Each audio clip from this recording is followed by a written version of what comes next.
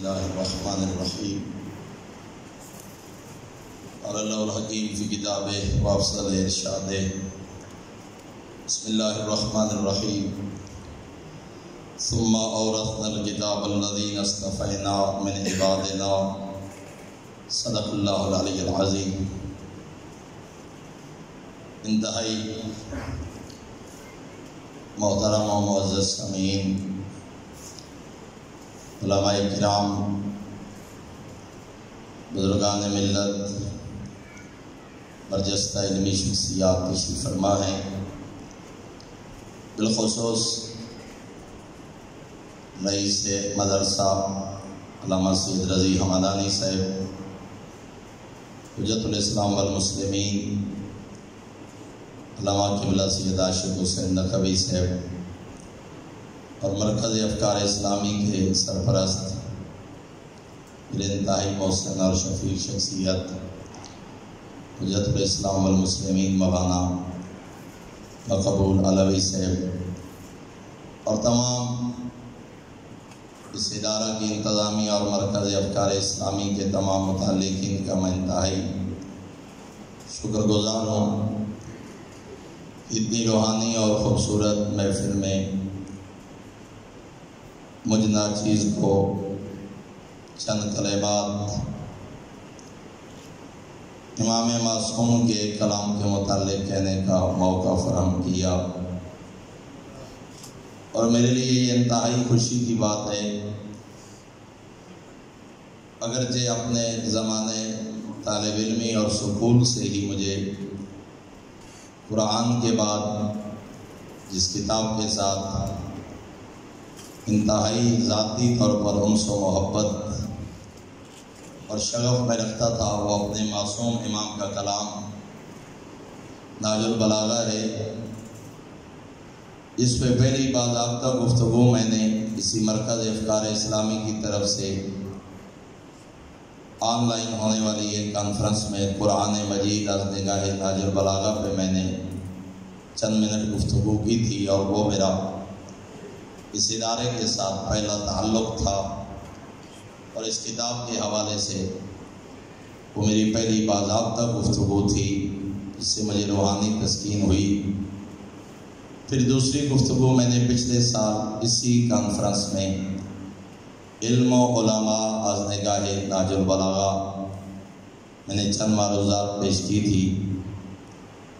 اور انتہائی مسرت اور خوشی کی بات ہے کہ وہی پہلی جو گفتگو میں نے کی تھی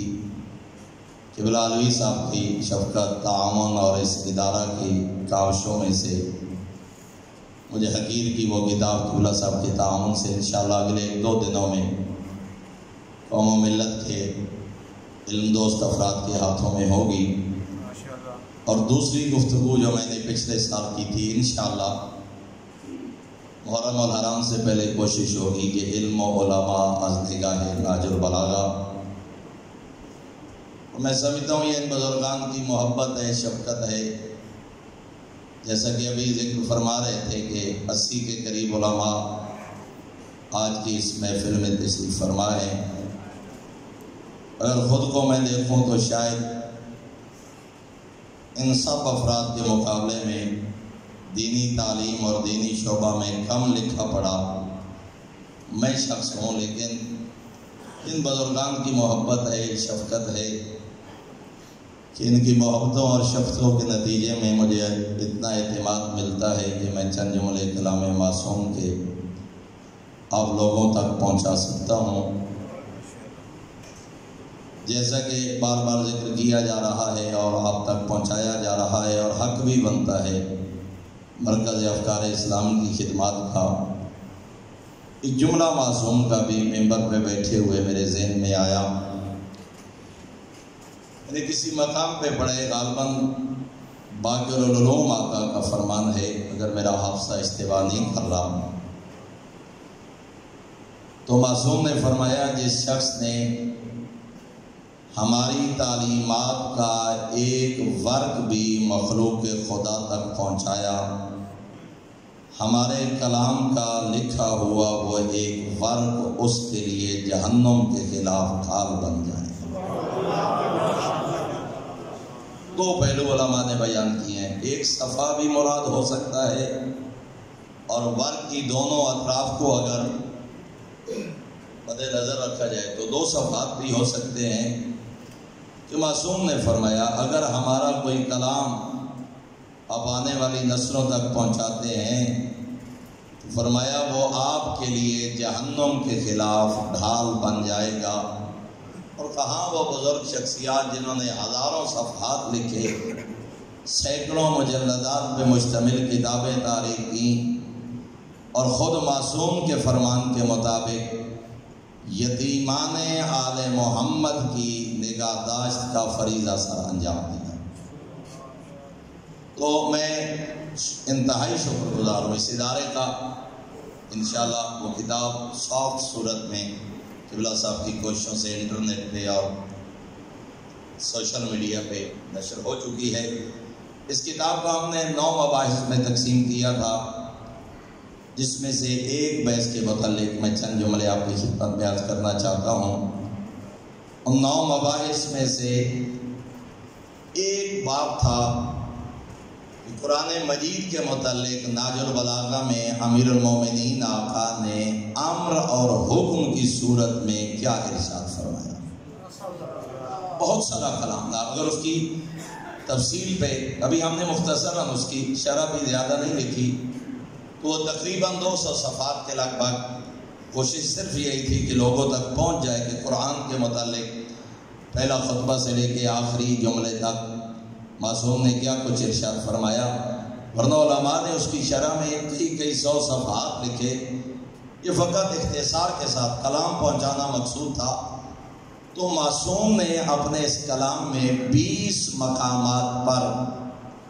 فعل امر کی صورت میں، حکم کے انداز میں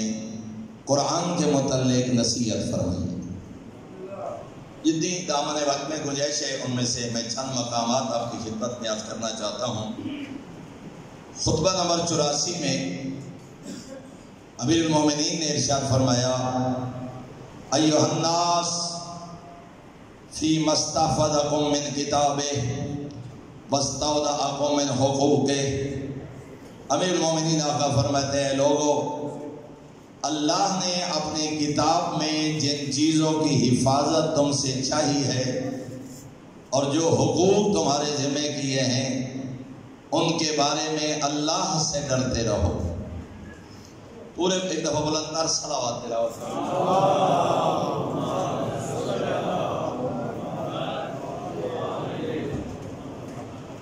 ایک دفعہ پھر بھی بلند تر صلوات تلاوت فرمانا۔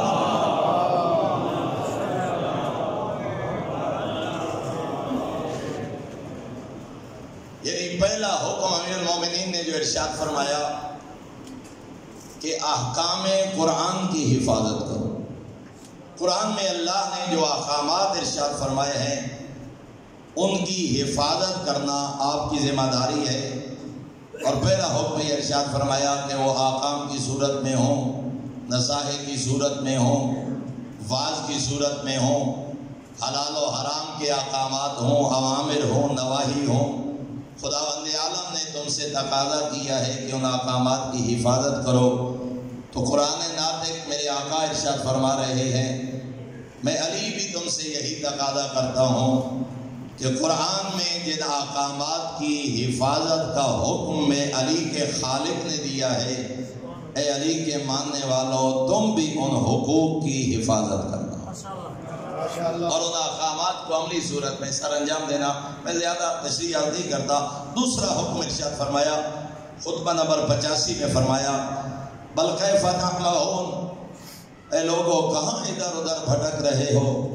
وبینکم عطرۃ نبیکم، تمہارے درمیان تمہارے نبی کی عطرت موجود ہے، وہم ازمۃ الحق، وہ حق کی باغ ڈور ہے، وآلام الدین، اہل بیت پیغمبر دین کے پرچم ہیں، وَأَلْسِنَةُ الصِّدْقِ، ان کی زبانیں سچ بولنے والی زبانیں ہیں، فَأَنزِلُوهُمْ بِأَحْسَنِ مَنَازِلِ الْقُرْآنِ، معصوم نے فرمایا جو قرآن کی بہتر سے بہتر منزل سمجھ سکو، اہل بیت کو بھی وہی مقام عطا کرو۔ قرآن اہل بیت سے جدا نہیں ہے،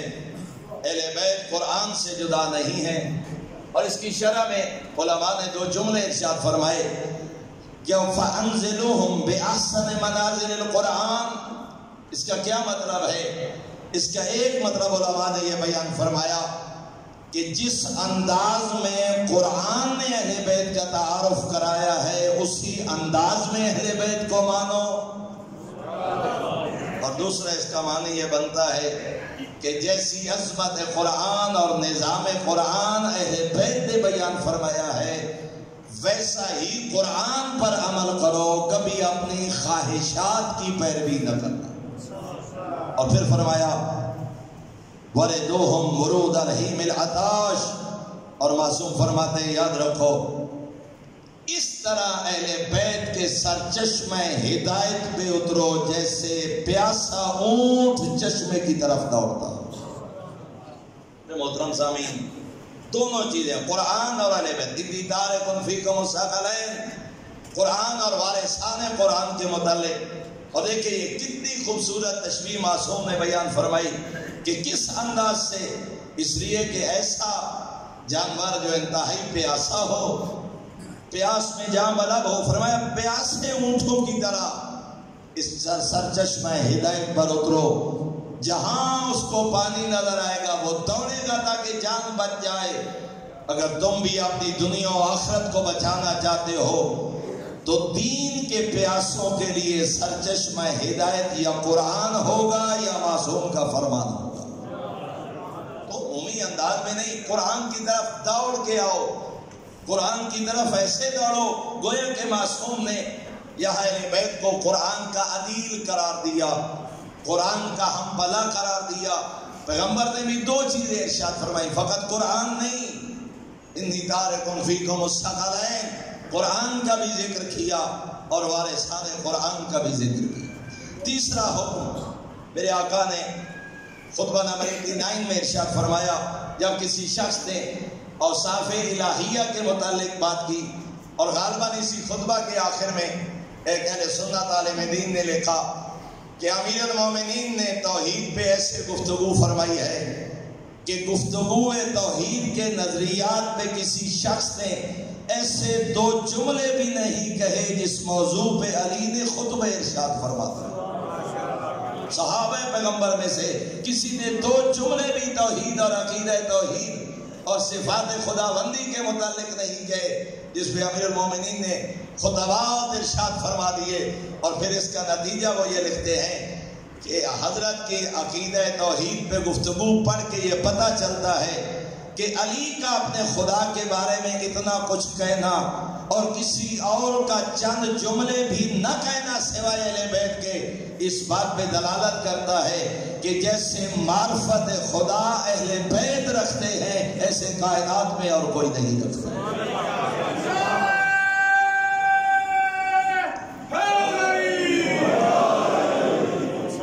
اگر کوئی معرفت توحید رکھتا ہوتا اس پہ گفتگو کرتا، گفتگو نہ کرنا اور اسلامی ادب میں سوائے امیر المومنین کے اور اہل بیت پیغمبر کے کسی اور شخص کا توحید پہ ایسا کلام موجود نہ ہونا اس بات کی دلیل ہے کہ معرفت توحید وہی ذات رکھ سکتی ہے، اور حقیقی معرفت توحید اسی ذات کی زبان اور دروازے سے ملے گی جو 1000 رکعت نماز پڑھ کے بھی ریش مبارک کو ہاتھ میں پکڑ کے فرما رہے ہوں ما عبدتو کا حق کا عبادت، میرا مالک تیری عبادت کا حق ادا نہیں کر سکتا۔ امیر المومنین آقا نے فرمایا فانظر ایھا السائل فما دلک القرآن علیہ من صفتی فاتم بہ واستضیٰ بنور ہدایتہ۔ اگر صفات خداوندی کو حاصل کرنا چاہتے ہو، اگر معرفت توحید حاصل کرنا چاہتے ہو تو امیر المومنین آقا نے فرمایا تو اس کے لیے انہی صفات تک جاؤ جن کا پتہ تمہیں قرآن نے دیا ہے۔ معرفت توحید قرآن یا وارث قرآن بتائیں گے، یہاں قرآن سے صفات خداوندی کو حاصل کرنے کا ذریعہ، اور یہاں حکم دیا جا رہا ہے کہ اس کی اتباع کرو۔ تو اس کی دوسری بات ساتھ یہ بھی ہو گئی کہ یا قرآن بتائے گا کہ معرفت توحید کیا ہے، یا وارثان قرآن بتائیں گے جو معرفت توحید کیا ہے۔ اور پھر معصوم نے فرمایا، خطبہ نمبر 108 میں میرے آقا کا یہ فرمان موجود ہے، فرمایا وَتَعَلَّمُ الْقُرْآنَ، حکمیہ انداز میں معصوم نے فرمایا قرآن سیکھو، قرآن کی تعلیم حاصل کرو، قرآن پڑھو، قرآن کے طالب علم بنو۔ معصوم حکمت فرما رہے ہیں وَتَعَلَّمُ الْقُرْآنَ فَإِنَّهُ أَحْسَنُ الْحَدِيثِ، اس سے بہتر کلام تمہیں دنیا میں نہیں ملے گا۔ احسن الحدیث ہے تو قرآن۔ اور پھر معصوم نے فرمایا وَتَفَقَّهُ فِيهِ، اس کی سوجھ بوجھ اختیار کرو، اس میں غور و فکر کرو، اس کو سمجھنے کی کوشش کرو۔ کیوں؟ فَإِنَّهُ رَبِيُّ الْقُلُوبِ، دوسرے مقام پہ معصوم نے فرمایا ہر چیز کی بہار ہے، دلوں کی بہار کا نام قرآن ہے۔ اگر چاہتے ہو کہ دلوں کے خزاں کا موسم بہاروں میں بدل جائے، اگر چاہتے ہو کہ دل کے باغ میں معرفت کے پھول کھلیں، اگر چاہتے ہو کہ یہ دل مرکز ہدایت بن جائے اور نور معرفت حاصل کر لے، تو معصوم فرما رہے ہیں اس دل کی بہار اللہ نے قرآن کو قرار دیا ہے۔ قرآن سیکھو، کیوں؟ احسن الحدیث قرآن ہے، ربیع القلوب قرآن ہے۔ اور پھر معصوم نے فرمایا وَاسْتَشْفُوا بِنُورِهِ فَإِنَّهُ شِفَاءُ الصُّدُورِ۔ ابھی اعلیٰ عارف حدیث صاحب جملہ فرما رہے تھے، معصوم نے فرمایا اپنی بیماریوں کا علاج چاہتے ہو تو قرآن سے بہتر تمہاری بیماریوں کا نسخہ کائنات میں کوئی نہیں۔ روحانی بیماریوں کا علاج چاہتے ہو، اپنے سیدھے کی بیماریوں کا علاج چاہتے ہو، وہ کفر ہو، وہ نفاق ہو، وہ حسد ہو، وہ کینہ ہو، وہ دنیا پرستی ہو، وہ نافرمانی خدا ہو، وہ کسی صورت میں بھی جو بھی روحانی بیماری ہے، ان روحانی بیماریوں کا نسخہ اللہ نے قرآن قرار دیا۔ اور پھر معصوم نے ارشاد فرمایا وَأَحْسِنُوا تِلَاوَتَهُ فَإِنَّهُ أَنْفَعُ الْقَصَصِ، خوبصورت انداز میں قرآن پڑھا کرو، قرآن کو جلدی میں نہ پڑھا کرو، وَرَتِّلِ الْقُرْآنَ تَرْتِيلًا، ٹھہر ٹھہر کو قرآن کو پڑھا کرو۔ اور اس لیے روایات میں ملتا ہے کہ جب معصوم قرآن پڑھتے تھے، جہاں بھی جملے آتے یا ایھا الذین آمنوا، معصوم رک کے فرماتے یا لبیک یا رب، لبیک یا رب، جیو میں جعفر صادق کا رب، میں جعفر صادق حاضر ہوں۔ قرآن کو اس انداز میں، اور میں رجب کے مہینہ میں اپنے آیت اللہ باقی شریف کرشی سے اللہ ان کے درجات بلند فرمائے، بہت بڑی خدمات سر انجام دے گئے۔ یہ عظیم شخصیت، ان کی تعریف کردہ 7ویں امام کی سیرت میں جملہ پڑھ رہا تھا کہ لوگ کہتے ہیں کہ جب رضا کے بابا قرآن پڑھتے تھے، سننے والے کو یوں لگتا تھا جیسے کسی سے گفتگو کر رہے، فقط تلاوت قرآن نہیں، گفتگو کا انداز، جیسے باتیں کی جاتی ہیں کسی کے ساتھ۔ اور اس لیے امیر المومنین فرماتے ہیں جب میں علی چاہوں کہ علی کا خالق میرے ساتھ ہم کلام ہو، علی قرآن کی تلاوت کرتے ہیں، علی قرآن پڑھتے ہیں۔ اس کو فقط سریلے انداز میں پڑھ دینا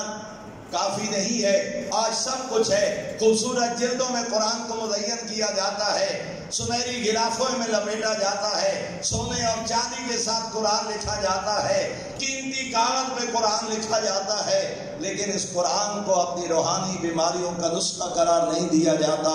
آج کم وقت میں قرآن پڑھنے کے مقابلے تو ہوتے ہیں، مگر اس قرآن سے نظام زندگی نہیں سیکھا جاتا۔ آج سریلی آواز کے تو مقابلے ہوتے ہیں کہ قرآن کس نے خوبصورت پڑھا، لیکن جس طرح قرآن مظلوم ہے ویسے ہی معصوم کا کلام بھی مظلوم، اور یہ مظلومیت قرآن ہے، جیسے ابھی قبلہ بھی فرما رہے تھے کہ اس قرآن کی تلاوت کا حق امت پیغمبر نے ادا نہیں کیا، اور اس لیے خود پیغمبر بھی فرماتے ہیں، اور اللہ کے قرآن میں یہ جملہ موجود ہے کہ بروز محشر یہ قرآن شکایت کرے گا، نبی شکایت کریں گے، میرے اللہ اس امت قرآن کو مہجور کر دیا تھا۔ اس امت افسانے تو سنے جاتے تھے، کئی گھنٹے جھوٹ سننے کے لیے تو لوگوں کے پاس وقت تھا، اگر نہیں تھا تو قرآن کی چند آیات پڑھنے کا وقت نہیں تھا، اگر وقت نہیں تھا تو اس قرآن کے نسخہ ہدایت کو حاصل کرنے کا وقت نہیں تھا۔ تو میرے محترم سامعین، معصوم فرما رہے ہیں وَأَحْسِنُوا تِلَاوَتَهُ، اس کو خوبصورت انداز میں پڑھا کرو۔ کیوں؟ فَإِنَّهُ أَنفَعُ الْقَصَصِ، قرآن سے بہتر خوبصورت کتاب کوئی نہیں ہے، چاہے وہ فساد و بلاغت کے لحاظ سے ہو یا مفہوم کے اعتبار سے ہو۔ معنی و مفاہیم پہ غور کرو گے، ربیع القلوب ہے، تمہارے دلوں کو جلا بخشے گا۔ اگر نور اور شفا ہے، تمہیں روحانی بیماریوں سے نجات عطا کرے گا، اور تمہارے لیے یہ مجرب نسخہ ہے۔ اور کون فرما رہے؟ حکیم ربانی علی فرما رہے، هو الهادي الذي لا يضل هو المحدث الذي لا يكذب۔ امیر المومنین فرماتے ہیں کسی پہ آنکھیں بند کر کے اعتماد نہ کرنا، کہیں نہ کہیں کوئی گمراہ کر دے گا۔ قرآن کو ہادی بناؤ، تمہیں کبھی گمراہ نہیں کرے گا۔ اس کے پاس بیٹھ کے باتیں کر رہے ہوگے، کہیں 1% جھوٹ، کہیں 2% جھوٹ، کہیں 5 یا 10% جھوٹ ملے گا، لیکن قرآن وہ کتاب ہے، هو المحدث الذي لا يكذب۔ قرآن وہ بولنے والی کتاب ہے جو تم سے کبھی جھوٹ نہیں بولے گی۔ قرآن کا ایک ایک حرف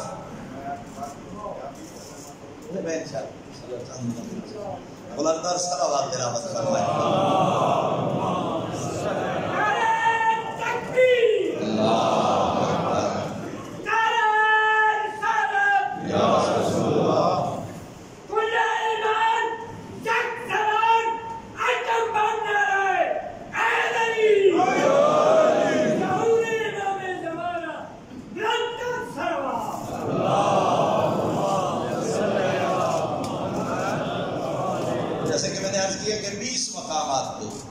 حکم کے انداز میں فعل امر کا صیغہ استعمال کرتے ہوئے معصوم نے اس قرآن کے متعلق نصیحت فرمائی، لیکن میں پیغمبر پاک کے ضوابط مقدسہ کے نسبت سے بس وقت آخری 5واں جملہ کرنا چاہتا ہوں، چونکہ 2 حکم ہیں میرے ذمہ، ان کی بھی تعمیل ہو جائے۔ 5واں حکم خطبہ نمبر 154 میں معصوم نے ارشاد فرمایا وَعَلَيْكُمْ بِكِتَابِ اللَّهِ فَإِنَّهُ الْحَبْلُ الْمَتِينُ، اے دنیا والوں کتاب خدا پر عمل کرو، اس سے مضبوط رسی کوئی نہیں ہے۔ مضبوط سہارا، مضبوط رسی اگر تمہارے لیے ہے تو وہ قرآن ہے۔ بلندیوں تک پہنچنا چاہتے ہو، اس رسی کا سہارا لو۔ آپس میں وحدت پیدا کرنے چاہتے ہو، اسی رسی کا دامن تھامو۔ اپنی زندگیوں میں نظم و ضبط پیدا کرنا چاہتے ہو، اسی قرآن کی تلاوت کرو۔ وَنَوِّرُ بُيُوتَكُمْ بِتِلَاوَةِ الْقُرْآنِ، تلاوت قرآن کے ساتھ اپنے گھروں کو منور کرو۔ اور معصوم نے فرمایا 70 سال، 80 سال، 90 سال، 100 سال کی عمر تک پہنچ گئے ہو، ضعیفی کے عالم میں بھی قرآن کے طالب علم بنو۔ ابھی بھی کسی معلم سے کہو، کسی قاری سے کہو، کسی پڑھے لکھے فرد سے کہو تمہیں قرآن پڑھائے۔ کیوں مولا؟ فرمایا اس لیے کہ جب تمہیں موت آئے تم قرآن کے طالب علم بن کے دنیا سے جاؤ۔ سارا قرآن نہ بھی پڑھ سکے، قرآن کے طالب علم بن کے اگر دنیا سے چلے جاؤ گے، یہ قرآن تمہارا شفیع بنے گا۔ میرے محترم ضرورت اس بات کی ہے اس قرآن کی تعلیمات کو عام کیا جائے، معصوم کے کلام کو عام کیا جائے، اور یہ خدمت مرکز افکار اسلامی آسان طریقے سے سر انجام دے رہا ہے۔ دعا ہے کریم اللہ تمام امور میں تعاون کرنے والے معاملین کا اور قد و کاوش کرنے والے مخلصین کو اللہ اجر جزیل عطا فرمائے، دنیا و آخرت کی کامیابی کا اور ذات راہ مالک اس کو قرار دے۔ اور جیسا میں نے ابتدائی جملہ جو کہا تھا، کاش ہم کوئی ایک ایسا ورق لکھ کے جائیں جو جہنم کے خلاف ہمارے لیے ڈھال بن جائے۔ شاید کوئی چند سطریں ایسی ہوں جو محمد و آل محمد کے صدقہ میں محمد و آل محمد اور ان کے خالق کی بارگاہ میں قبول ہو جائیں۔ تو حکم ہے، کوشش کرتا ہوں، مقصد میرا تو کچھ اور تھا۔ سب سے پہلے تو اگر میرے ذمہ یہی ڈیوٹی ہے تو میں طالب علم ہونے کی حیثیت سے سمجھتا ہوں کہ میرے لیے یہ بھی اعزاز ہے، اور وہ انتظامیہ کی طرف سے اس مدرسہ کے ساتھ مالی تعاون کی درخواست ہے۔ طلباء پیچھے کھڑے ہیں تو آپ چند مرتبہ بلندر صلوات تلاوت فرمائیں گے، اور اسی دوران آپ اس مدرسہ کی علمی معاونت فرما دیں گے، اور اس کے بعد مجھے حکم ہے کہ سرائیکی میں لازمی تین جملے مصائب کے پڑھے جائیں تاکہ عبادت کا وہ حصہ بھی مکمل ہو جائے۔ 1-2 منٹ کے لیے آپ طلباء آپ کے پاس درمیان موجود ہیں تو حسب توفیق جو ہو سکتا ہے اس ادارے کے لیے اپنا مالی تعاون پیش فرمائیں۔ پر محمد و آل محمد صلوات۔ جلدی کریں نا، جلدی۔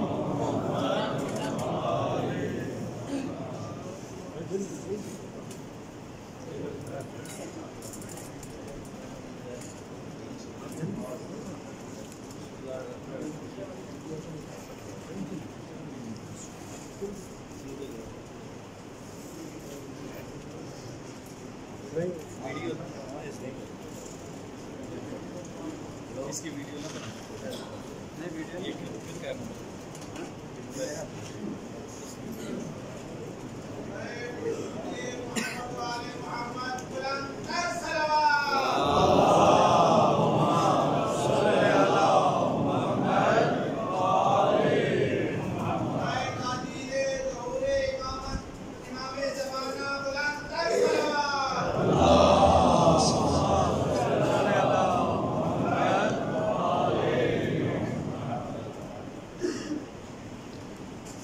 ساری زندگی دے قاری قرآن میرے آقا علی نے ایک موقع دے فرمائے عالیہ بچڑا میں نے تھوڑا جہا قرآن سنا.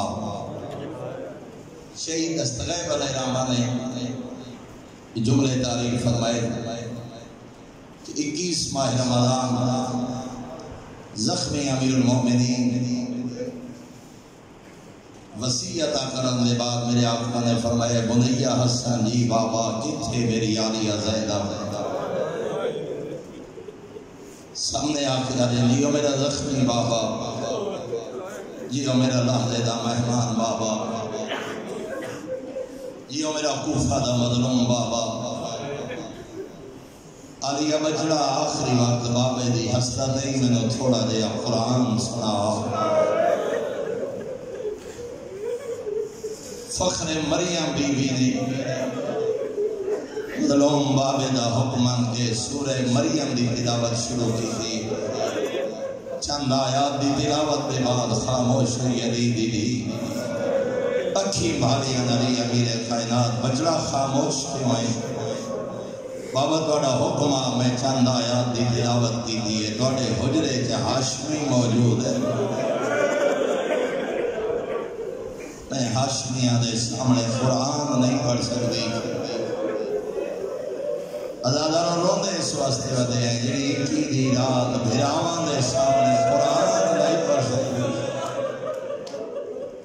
اللہ جانے کوفہ تے شام دے بازار اللہ جانے شرابی دے دربار کیویں آدھی رہی ہے. حیا کرو میں نبی اجرکم اللہ.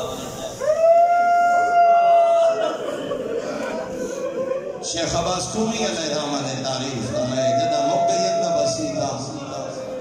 امیر کائنات نے فرمائے حسن بچڑا جی بابا میری اولاد کو اکٹھا کر میں دونوں پیغمبر اعظم دی حدیث سناواں. قبلہ تعریف فرمائے جدہ سارے دھیاں پتر اکٹھے ہو گئے زخمی علی نے فرمائے دوڑے نانے رہا آخری وقت میرے سینے تے حاصل الانبیاء دا سر اقدس آخری وقت میں نے فرمایا نہیں یا علی جدہ مومن دا آخری وقت آوے انہی پیشانی دے پسینہ ظاہر ہوئے. یہ حدیث پیغمبر بیان کر کے وہ حافظ حدیث علی فرما رہے حسن بچڑا توڑے نانے دی دسی ہوئی نشانی پوری ہو گئی. حسن بچڑا ذرا میری پیشانی دیکھنا توڑے نانے دا فرما رہے فرمایا میرے پسینے دے قطرات صاف کر تے میں علی دا آخری سلام ہر کئی آخری سلام سنے جوے سنے نا فاتح شام. شیخ عباس کومی علیہ الرحمہ نے تعریف فرمائے بابے دے سینے سے جھڑیے بی بی تے رو کے اتنا آدھے بابا ایک حدیث آپ سنائی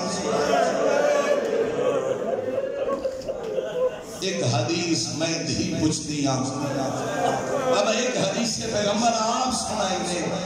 ایک حدیث میں دھی پوچھ دیا دردے نے تصدیق فرماؤ جا رو کے کھڑے پوچھتے ہیں بابا اتنا دساؤ ام ایمن علی حدیث ساتھے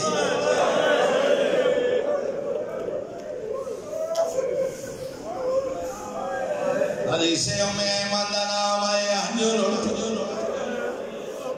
دائی مار کے رومین فرمین حدیث ام ایمن سچے تے صدر قدم دے بھرا قصدہ حدیث ام ایمن سچے تیری چادر لسی تے رسیاں پامیاں تے بازار دربار خطبے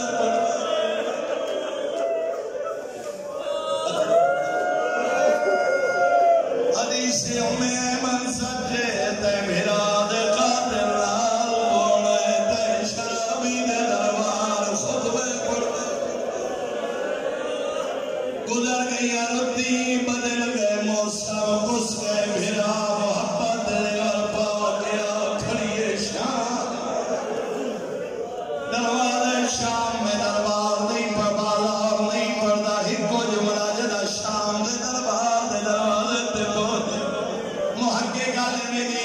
میں لکھے میں سمجھا لیا تیری عبادت واسطے کافی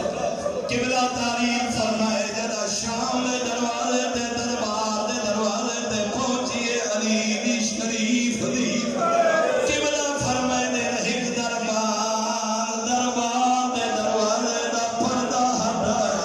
کوئی ہو جیا منظر دربار دا ڈٹھے باندی باندی زمین دے کجا علی دی کجا شرابی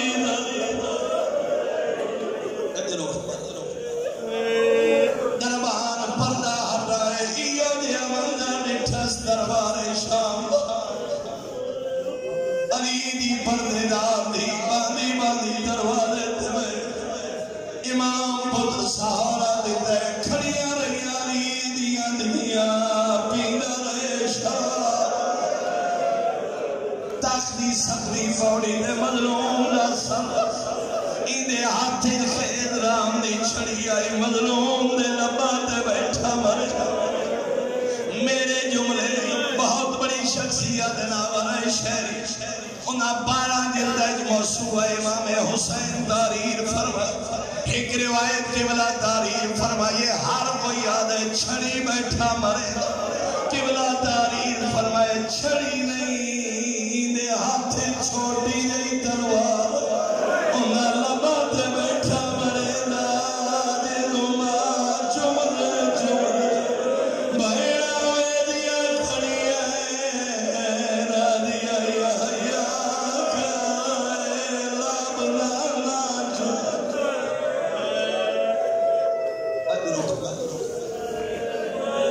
بس آخری جمرہ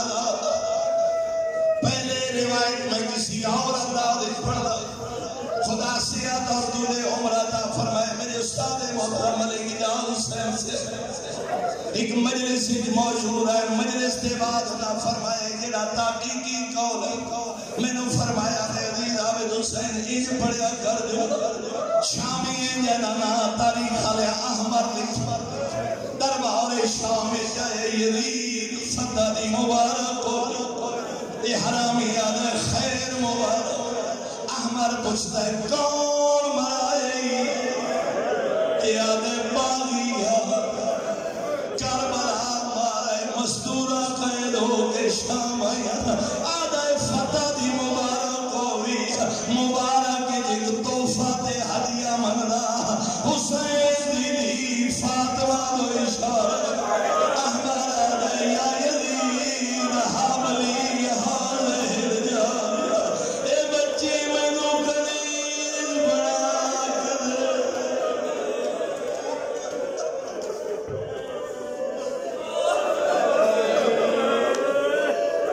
1400 سال بعد جان دی سر زمین دے میں سن کے رو پہ ذرا ذہن لے وہ شام کائنات دا سب تو بڑا غیرت اللہ جانے غیور سجا دے جملے دینے سنے پھراؤ دے قریب آگیا دیے سجاد بابائی میرا مری چاودائی میری لٹی رسیائی میں پاوا کبھی دی وستے